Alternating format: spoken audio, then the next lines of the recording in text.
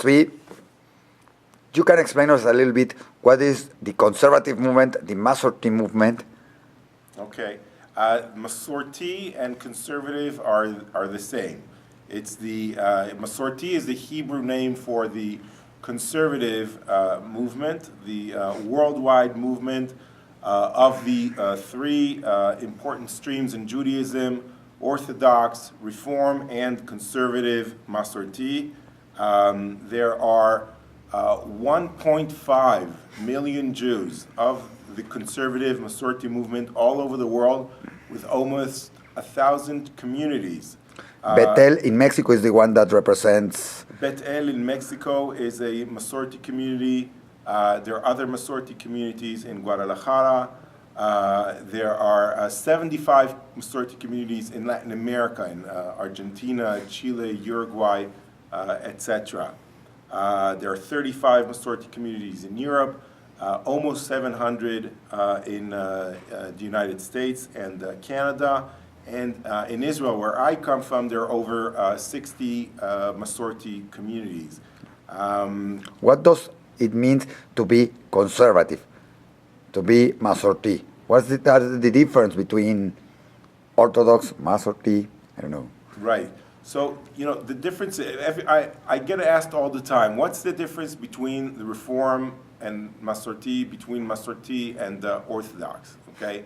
So, and modern Orthodox, I think it's now. What people always know is that we're in the middle, okay? But we're not just about being in the middle, okay? We are committed to halacha, to mitzvot, on the one hand, and we take it very seriously, okay? But we're also committed to the modern world and to changing where it's necessary to change, because it's not always necessary to change Judaism, but where it is necessary to change and to adapt. Okay, I'll give you an example that some might know. In Bet-El in Mexico, there is mixed seating of men and women together. And people from the Orthodox world come and they ask me, how could that be? How could that be Jewish? Okay, so I answered back and I said, at the times of the temple, people sat together. Okay, even in the times of the Mishnah, in the Talmud, in the synagogues, okay, there was mixed seating. There's archaeological evidence.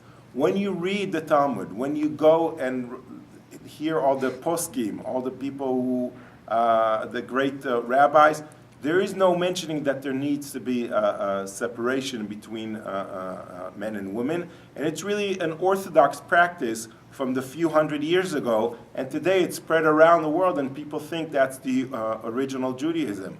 On the contrary, I see something very beautiful with a family sitting together and praying together. But what's different from the Reform, okay, is that we have traditional services. Masorti means in Hebrew traditional. So we have very traditional services. The prayers are very similar to the Orthodox prayer book. We don't have a lot of English or Spanish, or it's mainly in Hebrew, except for the sermon, so everyone could understand. But that's also in any community. It doesn't matter what kind of community it is. It's always in Spanish or in the most of the time, so people can understand it. Yeah, you mean also in the Orthodox communities? Yeah, of course.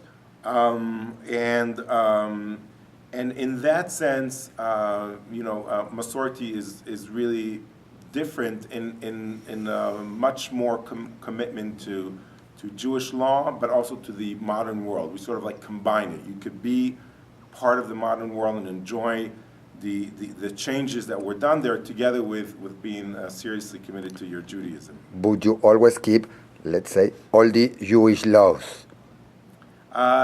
Well, we keep all the Jewish laws, okay, and there are some that are reinterpreted according to some of the values that we live in the 20th, 21st century.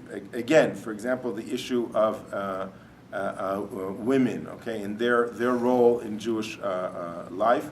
We in the Masorti movement believe that women should have a more active role in the Jewish life, and that's something that is expressed in our kind of Judaism. We don't do anything that's against halakha in that sense, okay? People, in some communities, not in Bet El in Mexico, but some communities, women in North America or in Israel, women put talit on, okay? And people ask me, how could that be? Okay, it's against halakha, it's against the Jewish religion.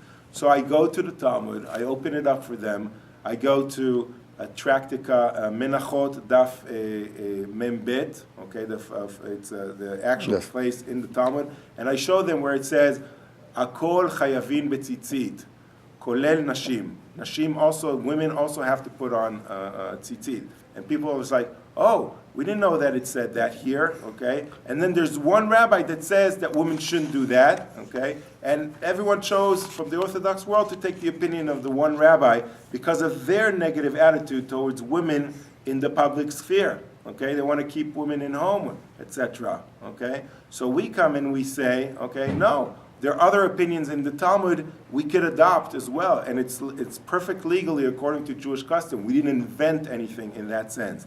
That's what I mean, that we're connected to the Jewish heritage, to the text, to the law, but we also take out these opinions back from the Talmud and other places and revive them according to some of the values of the 21st century.